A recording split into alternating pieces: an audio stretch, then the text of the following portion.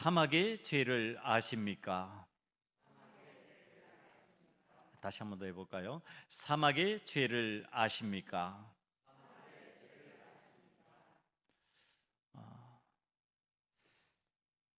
제가 백과사전을 보면서 불고지 죄를 찾아봤습니다.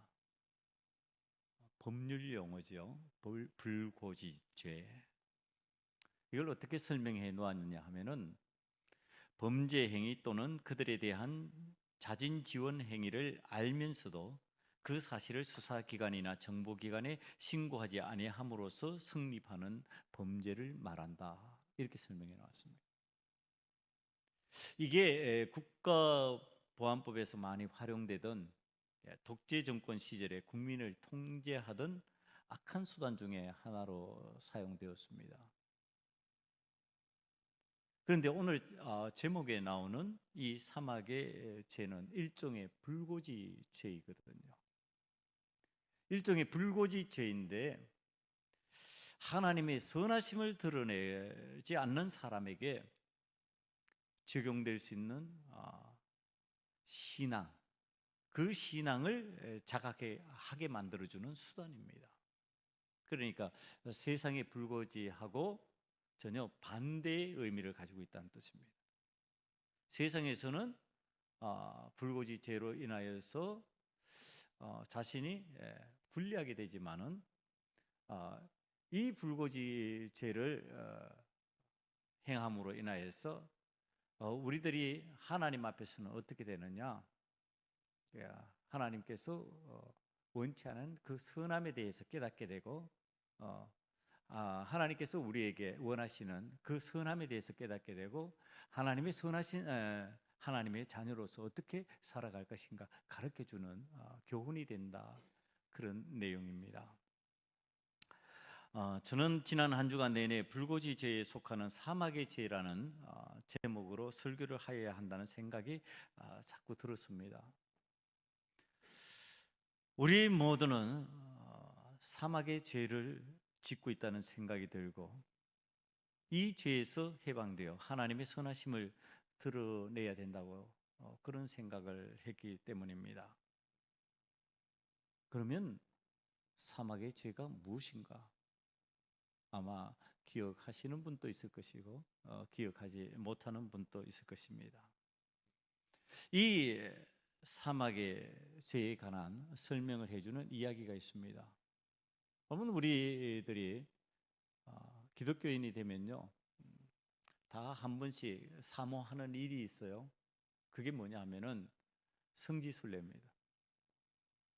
저도 아직까지 성지순례를 해보지 못했습니다만은 이제 기회가 생기면은 성지순례를 한번 해보려고 합니다.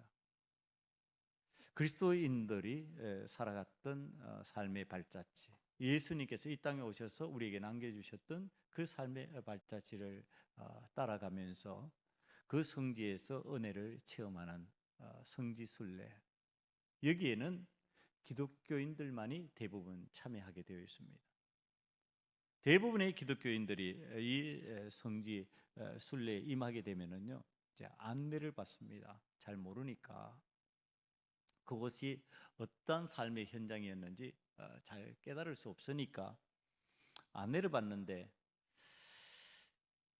이번에 이 성지순례를 안내하는 사람은 아랍인입니다. 아랍인이면은 우리들이 그들의 종교가 무엇인지 대부분 다 알고 있습니다. 모슬렘인 이슬람교 신자입니다. 기독교인이 아니지요. 이번에 성지순례 갔던 한 분은 이 안내인에게 복음을 전해야 되겠다, 이렇게 생각을 했습니다. 내가 알고 있는 예수 그리스도에 관해서 저에게 이야기해야 되겠다. 저는 이슬람교 신자이니까 예수님에 대해서 잘 모를 것인데 그 예수님을 알려야 되겠다 생각을 하고 틈을 보고 있었습니다. 그러다가 짬이 잠깐 생겨가지고 예수님에 관한 복음을 전하기 시작합니다. 예수 그리스도가 이 땅에 오셔서 어떤 일을 하시고 우리에게 어떤 은혜를 베푸셨는지 그에게 설명하기 시작하자 이 관광 안내인이 관심을 기울이고 듣기 시작하는 겁니다. 그러다가 끝내는 그 복음을 전하는 사람에게 이런 말을 했습니다. 왜 여태까지 아무도 저에게 이 복음을 전해주지 않았을까요? 제가 수많은 그리스도인들을 그동안 안내하면서 그들을 대면했는데 왜 그 많은 사람들이 저에게 예수 그리스도에 관해서 이 복음에 관해서 전해주지 않았을까요? 이 말을 듣는 순간에 예수 그리스도를 전하던 그 그리스도인이 미안하다고, 우리가 잘못한 것이라고 그렇게 그 아랍인에게 사과를 했습니다. 그러니까 그 말을 듣고 있던 그 관광 안내인이 아주 흥미로운 말 한마디를 던지는 겁니다. 알겠어요. 저에게 그동안 복음을 전하지 않았던 그 사람들, 사막의 죄를 범한 거지요. 그러니까 이번에 복음을 전하던 그리스도인이 놀라는 겁니다. 아니, 이 사막의 죄가 뭔데? 자기가 처음 들어보는 죄인 거예요. 눈을 끔뻑거리면서 의아한 눈으로 이 아랍인을 쳐다보니까 그 아랍인이 설명을 하는 겁니다. 사막의 죄란 사막에서 물을 발견한 사람이 다른 사람에게 자신이 발견한 샘물을 알려주지 않는 것입니다. 사막을 살아가려면 반드시 물이 필요하고 그 필요한 물은 어느 누구의 것이 아니라 삶을 살아가는 모든 사람들에게 다 필요한데 자기 혼자 독점하려고 하는 거지요. 이런 생각을 하고서 안 알려줄 수도 있습니다. 혹시 많은 사람들이 그 물을 이용해 버리면 그 물이 줄어들어 버릴까? 내가 필요할 때 그 물을 쓰려고 하는데 그 물을 쓸 수 없게 되는 상황이 생기지 않을까? 혹시 많은 사람이 쓰다가 그 물이 오염되어서 나도 쓸 수 없는 물이 되어버릴까? 나 자신만이 그 물을 즐겨야 되겠다고 하는 생각을 갖고 있다면 그것은 사막에서는 죄와 같은 것이라는 겁니다. 사막에서 필요한 물이라고 하는 것은 이 세상을 살아가는 사람은 누구나 다 알고 있습니다. 그런데 거기에서 생명의 물을 발견했어요. 그런데 나만 그 물을 독점하겠다고 옆에 사람한테 안 알려주는 거예요. 나만 먹고 살면 되지, 나만 마시고 살면 되지, 이렇게 되는 겁니다. 내 남편도 필요 없고 내 아내도 필요 없고 내 자식도 필요 없고 내 형제도 필요 없고 그 누구도 필요 없다는 겁니다. 나만 먹겠다는 겁니다. 나만 마시겠다는 겁니다. 여러분, 이 인생의 사막에 관한 물에 관한 이야기가 성경에 등장합니다. 우리들이 잘 아는 수가성 여인의 이야기입니다. 사마리아 수가성 여인이 오늘 또 사람의 눈을 피해서 정오의 뜨거운 열기를 이겨내며 물동이를 이고서 지금 우물가를 찾습니다. 그때 다른 사람들과 마주치지 않고 빨리 물을 이고 그 우물을 벗어나야 하는 여인에게 예수님께서 물을 달라고 하십니다. 그러면 이 여인이 정오에 물을 물을 길러 온 그 이유를 다 알잖아요. 자신을 바라보면 사람들이 손가락질 하는 것 같고 사람들이 비웃는 것 같고 사람들이 뭔가 자기에 대해서 이야기하는 것 같아서 거부하는 겁니다. 만나기 싫어하는 겁니다. 안 만나려고 하는 겁니다. 피하고 싶은 겁니다. 그래서 아무도 물을 들어오지 않는 그 정오에 뜨거운 햇볕을 이겨내고 물을 길러 온 거지요. 그런데 시간을 지체할 수가 없습니다. 혹이나 누군가 오면 그와 부딪혀야 되니까 그게 싫은 이 여인은 빨리 그 장소를 벗어나고 싶은 겁니다. 그러니까 이 여인이 지금 물을 달라고 하는 예수님을 향해서 말합니다. 당신은 유대인으로서 어찌 사마리아 여자인 나에게 물을 달라고 하십니까? 요한복음 4장 9절의 말씀입니다.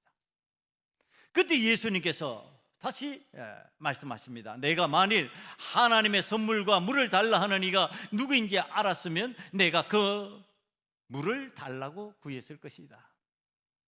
그때 그가 생수를 너에게 주었으리라. 말씀이 계속 이어집니다. 내가 주는 물을 먹는 자는 영원히 목마르지 아니하리니 나의 주는 물은 그 속에서 영생하도록 솟아나는 샘물이 되리라. 여자가 이 이야기를 들으니까 정신이 화닥 드는 겁니다. 아니, 내가 물을 길러 올 때마다 사람 눈치 보고 사람이 없는 시간을 찾고 마주치는 게 불편하고 싫어서 내가 이렇게 땡볕에 고생하면서 물을 깃는데, 아니 한 번에 그 문제를 해결한다고? 그러니까 여자가 예수님께 간청합니다. 주여, 내게 이런 물을 주사 목마르지도 않고 다른 사람의 눈치를 보며 여기 물 길러 오는 수고도 하지 않게 하시옵소서. 그랬더니 예수님이 물 얘기에서 갑자기 뜬금없는 남편 이야기를 합니다. 내 남편을 데리고 오라. 그리하면은 내가 그 물을 주겠다, 이런 뜻입니다. 내 남편 데리고 오라. 그러니까 여인이 얘기합니다. 나는 남편 없습니다. 남편이 없다 하는 그 말을 듣고 예수님이 이제 그 여인이 왜 그 정오의 땡볕에 물을 길러 오는지 그 이유를 가르쳐 주십니다. 내가 남편 5이 있었으나 지금 있는 자는 내 남편이 아니니 남편이 없다 하는 말이 옳도다. 말 맞다. 5 남편이 있었지만 네게 있어서는 그 남편이 아니었을 것이다. 네가 갈급해하면서 인생의 물을 공급받기를 원하면서 그 남편들을 선택하고 그 남편들을 만났겠지만 그 남편들은 너에게 생수를 공급하지 못했을 것이다. 너의 목마름은 계속되었고 너는 견딜 수 없었을 것이다. 그러니 남편이 없는 거 맞지? 이 수가성 여인이 자신이 왜 이 시간에 물을 길러 오는지 예수님이 정확하게 말씀하시는 그 내용을 들으면서 예수님이 예수님으로 보이기 시작합니다. 자신의 갈급한 심령의 상태를 아시고 말씀하시는 그 예수님을 지금 받아들이기 시작합니다. 그러면서 이때까지 내가 목말라 했던 것은 세상의 물이 아니고 예수님께로부터 나오는 생수라는 사실을 확인합니다. 예수님의 그 말씀을 들으면서 갑자기 가랬던 목이 축해졌습니다. 목마름이 사라졌습니다. 갈증이 사라졌습니다. 샘물을 발견했습니다. 삶의 영생의 물을 발견했습니다. 사막의 여인인 이 수가성의 여인은 적시로 나아가 사막의 죄를 범치 않기 위하여 인생의 사막길을 걸어가고 있는 수가성 사람들에게 영생의 샘물에 관한 소식을 알려주기 시작합니다. 요한복음 4장 28절 이하를 보면 이렇게 이야기하고 있습니다. 여자가 물동이를 내려두고 동네에 들어가서 사람들에게 이르되 내가 행한 모든 일을 내게 말하는 사람을 와보라. 이는 그리스도가 아니냐 하니 저희가 동네에서 나와 예수께 오더라. 여러분, 반절입니다. 숨어서 피해서 물을 길을 왔던 이 여인이 물동이를 내려놓고 지금 사람들 속으로 들어갔습니다. 자기가 만나기 싫어하고 꺼려했던 사람들. 그런데 예수님을 만나고 나니까 자신이 지금 문제로 여기고 있고 근심하고 염려하고 사람을 만나기 싫어하기조차 했던 그 사건이 바로 내 삶을 갈급하게 만드는 일이라는 사실을 깨달은 겁니다. 그리고 그 문제를 해결하였을 때 그 문제를 가지고, 그 죄의 문제를 가지고 사람들 앞에 나아가는 겁니다. 그리고 그 내용을 고백하는 겁니다. 여러분들 다 알잖아요. 나 5 남편이 있는 거 알잖아요. 그래서 여러분들 나에게 수근거렸잖아요. 나에게 뒷말 많이 했잖아요. 그래서 내가 여러분들 피해가지고 땡볕에 내가 물길로 나왔었다니까요. 그런 나를 다 알고 계시는 분이 계십니다. 그런 나의 삶에 대해서 모든 것을 알고 계시는 분이 계십니다. 이분을 우리가 만나야 되지 않겠습니까? 내가 그분을 만나보니까 내 인생의 가람이 어디에 있었는지, 내가 왜 사막에 그 갈증으로 살았는지 이제 알았습니다. 예수님을 만나니까 내가 갈증이 해소되었습니다. 내 목마름이 사라졌습니다. 나에게 시원함이 찾아왔습니다. 여러분들도 그 물을 마셔야 됩니다. 여러분들도 그 물을 마시면은 여러분들의 답답함이 사라질 겁니다. 나에게 있었던 그 답답함 여러분들도 아시잖아요. 여러분, 자신이 문제라고 생각했던 문제를 내놓기 시작한다는 것은요, 그 문제를 반복해서 행하지 않겠다는 뜻입니다. 왜 우리가 하나님의 말씀을 가지고 말씀 나누기를 하느냐? 그 말씀 나누는 이유가 어디 있느냐? 그 고백을 통해서 반복하지 않겠다는 뜻으로 지금 그 말씀을 나누는 겁니다. 내 삶을 왜 말씀에 빗대어서 나누고 있느냐? 나 이제 그런 삶 안 살겠다는 겁니다. 안 살겠으니까 얘기하겠다는 겁니다. 숨기고 있으면요 계속 산다는 얘기죠. 감추고 있으면요 내가 다음에도 또 그렇게 하겠다는 뜻이죠. 다음에 안 하겠다면 드러내는 겁니다. 이게 바로 회개입니다. 이게 바로 결단입니다. 지금 이 수가성 여인은 사람들 앞에서 믿음으로 결단하고 있는 겁니다. 하나님 앞에서 회개하고 지금 돌이키겠다는 결심을 내어 보이고 있는 겁니다. 사람들이 깜짝 놀랐습니다. 아니, 저 여인 전에 자신의 문제 때문에 우리 만나기도 싫어하고 우리 피해서 살고 그러던 사람인데 우리한테 와서 이 말을 해. 자기 숨기고 싶었던, 자기의 그 감추고 싶었던 그 내용을 다 내어놓아 사람도 놀랐지요. 도대체 예수라는 분이 어떤 분이길래, 그 예수님이 어떤 분이길래 저 여인이 저렇게 시원함을 느끼고 우리들에게 찾아와서 자신의 죄를 고백하며 자신의 문제를 고백하면서 우리를 권면하고 있을까? 궁금하지 않았을까요? 다 궁금했을 거예요. 그랬더니 4장 30절 말씀은 이렇게 말합니다. 저희가 동네에서 나와 예수께로 오더라. 여러분, 사람들이 예수님을 찾을 수밖에 없도록 만드는 이 수가성 여인, 어느 예수님을 만나면서 그 예수님이 나의 인생의 문제를 해결해낼 수 있는 분이라는 것을 내가 체험하고 그 체험한 것을 지금 나누고 있는 거예요. 수가성 여인은 자신의 삶 자체가 사막이었음을 예수님을 통하여 이제 안 거예요. 그리고 그것을 깨닫는 순간에 남편을 5이나 바꿔도 채워지지 않는 사막과 같은 삶의 이 답답하고 건조하고 메마른 문제가 순식간에 해결되는 거예요. 여러분, 이 예수님이 어떤 분이시라고요? 이 예수님이 어떤 분이길래 도대체 이런 현상이 나타나냐고요? 그것이 바로 오늘 본문 말씀입니다. 하나님이 세상을 이처럼 사랑하사 독생자를 주셨으니 이는 그를 믿는 자마다 멸망치 않고 영생을 얻게 하려 하심이라. 여러분, 하나님이 세상을 이처럼 사랑하사 독생자를 주셨는데 그를 믿는 자마다 멸망치 않고 영생의 샘물을 얻게 된다. 아무리 사막 같은 삶을 살던 사람이라도 예수님을 만나면 그 갈증이 해소가 된다. 아무리 답답한 삶을 살던 사람도 예수님을 제대로 만나기만 한다면 그 답답함이 해결된다. 이게 어떻게 해서 가능했냔 말이에요. 이 일이 어떻게 해서 가능해졌느냐? 하나님이 세상을 이처럼 사랑했기 때문에 그렇답니다. 하나님이 사랑하셨대요.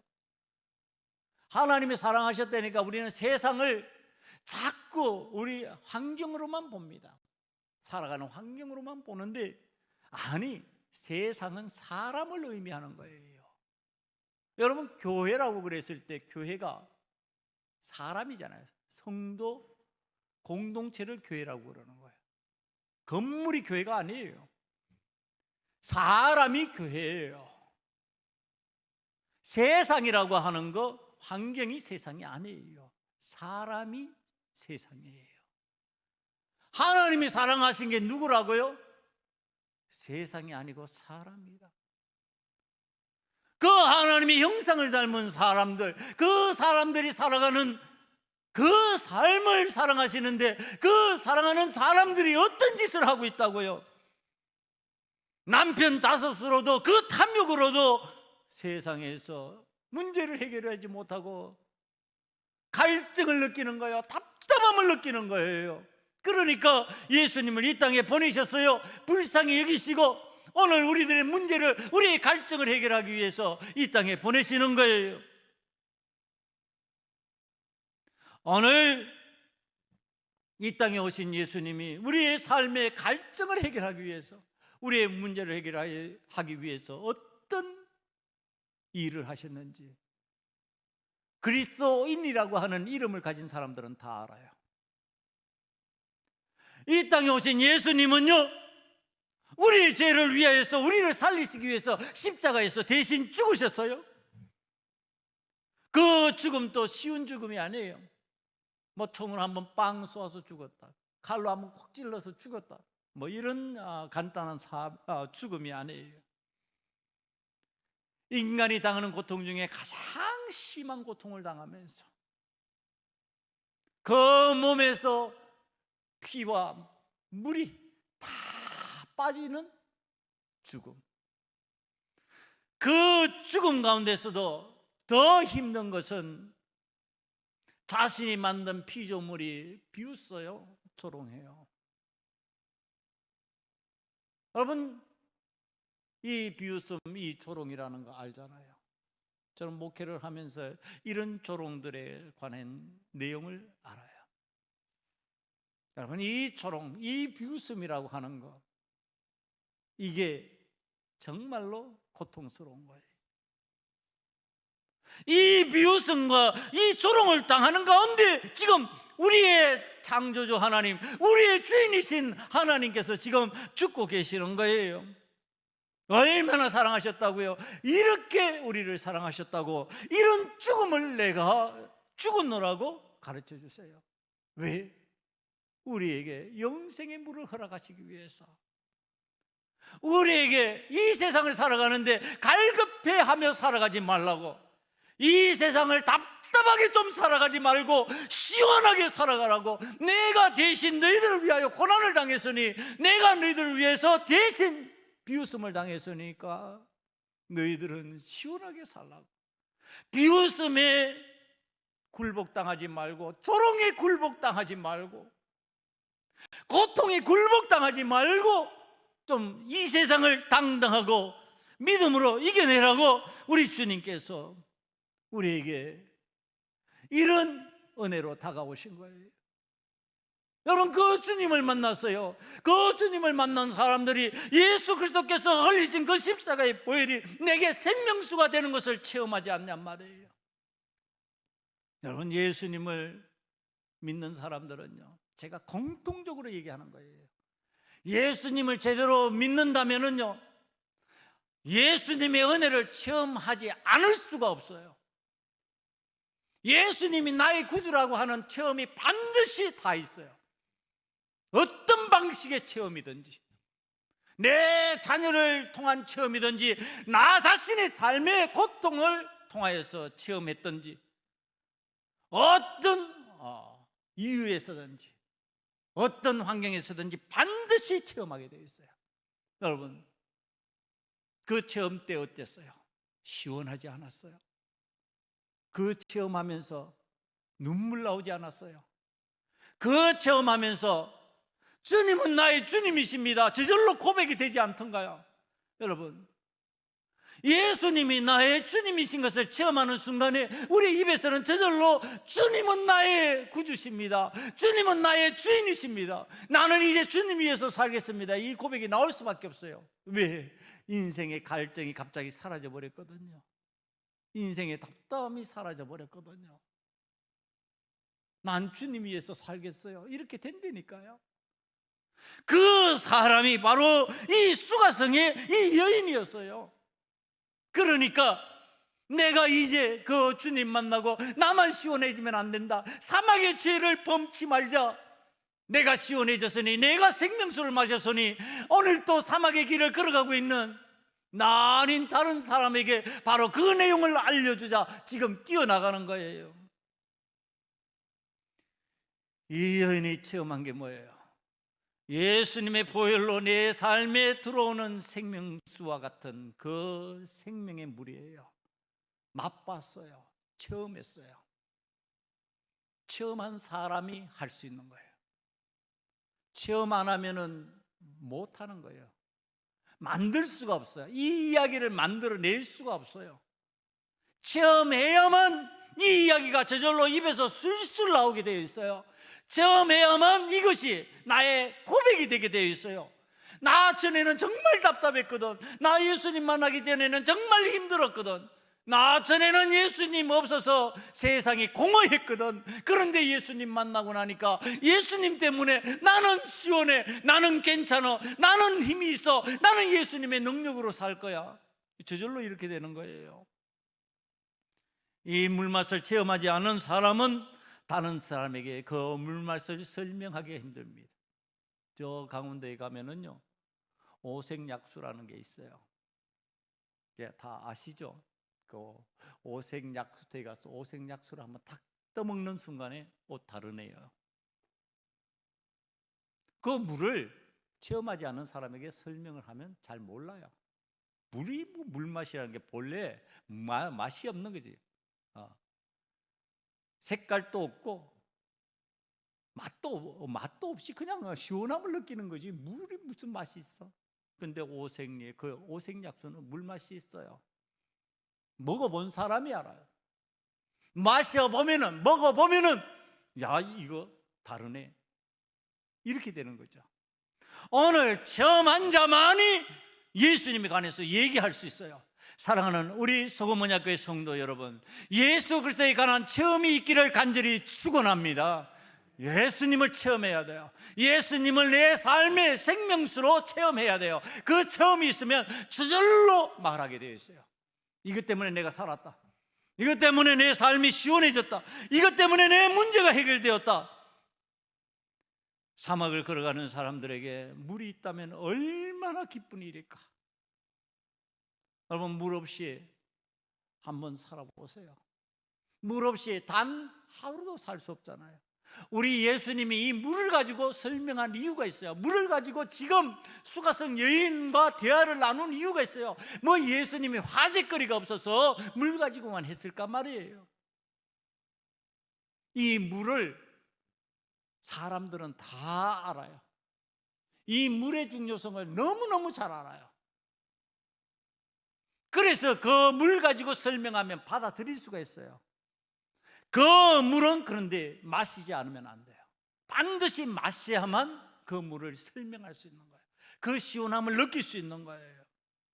오늘 우리 소금언약교회 성도들은 여호와의 전에 올라가서 여호와의 집에서 마치 수가성 우물가에서 예수님이 그 여인을 만난 것처럼, 예수님이 계시는 그 우물가, 수가성의 그 우물가에 그 여인이 찾아와서 예수님을 만난 것처럼 여러분들도 자꾸 예수님이 계시는 그 우물가에 오를 수 있는 자가 되기를 간절히 축원합니다. 여러분, 그 우물이 뭘까요? 오늘의 그 우물이 뭘까? 우물 역할을 하는 게 또 무엇일까요? 여러분, 그게 바로 교회입니다. 그게 바로 성전입니다. 여러분, 오늘 예수님이 이곳에 머무셔서 우리를 만나려고 기다리시는 거예요. 우리가 성전으로 자꾸 올라오면은, 예수님 계시는 이 장소로 자꾸 올라오면은, 예수님을 자꾸 대면하면은요, 물의 체험을 하게 되는 거예요. 예수님 계시는 거 멀리 떠나서 먼 곳으로 나아가고 이 이유 저 이유 때문에 이곳에 나오지 못하고 이곳에서 예수님을 만나지 못하면요, 물을 마시는 것도 불가능해져요. 예수 그리스도로 말미암아 물을 마신다. 예수 그리스도로 말미암아 영생의 물을 마신다. 그럼 예수 그리스도로 말미암지 않고는 마실 수 있는 것이 없냐? 여러분, 있어요. 그게 뭔지 아세요? 독극물이에요. 독극물. 생명수와 대비되는 그 반대편에 있는 물이에요. 예수님을 통해서 우리들이 마시는 물은 생수라고 그래요. 생명수라고 그래요. 그러나 예수님 반대편에 있는 물, 예수님과 상관없는 물, 그래서 마치 내가 그것을 마시면 시원해질 것 같은데 먹는 순간에 내가 그것에 중독되어 버리고 먹는 순간에 죽음으로 끌려가는 물, 그런 물이 있다는 거예요. 수가성 여인에게는 그 물이 무슨 물이었을까요? 그 독극물이요, 남편들이었어요. 이 수가성 여인은요, 남편을 선택하면은 내가 시원해질 줄 알았어요. 그래서 하나도 아니고 둘도 아니고 5이나 남편을 바꿔본 거예요. 그래도 해결되지 않은 거예요. 점점 내 삶은 피폐해져. 점점 내 삶은 힘들어져. 점점 나의 삶은 망해가는 것 같은 느낌이 들어요. 여러분, 수가성 여인에게 있어서 독극물은 남편들이었어요. 예수님 제자 중에 독극물을 마신 사람이 있어요. 누구예요? 가룟 유다예요. 그에게 독극물은 무엇이었을까요? 돈이었어요. 이 가룟 유다는 예수님을 돈과 바꿔치기 해버렸어요. 예수님을 팔았다, 돈과 바꾸었다, 이런 뜻입니다. 예수님을 돈과 바꾸는 순간에 그는 예수님이라는 생수를 버리고 독극물을 취하기 시작한 거예요. 여러분, 다르죠. 사람마다 달라요. 이 독극물에 관해서 제가, 주님, 이 독극물을 무엇이라고 표현하면 좋을까요? 그랬더니 가슴에 다가오는 소리예요.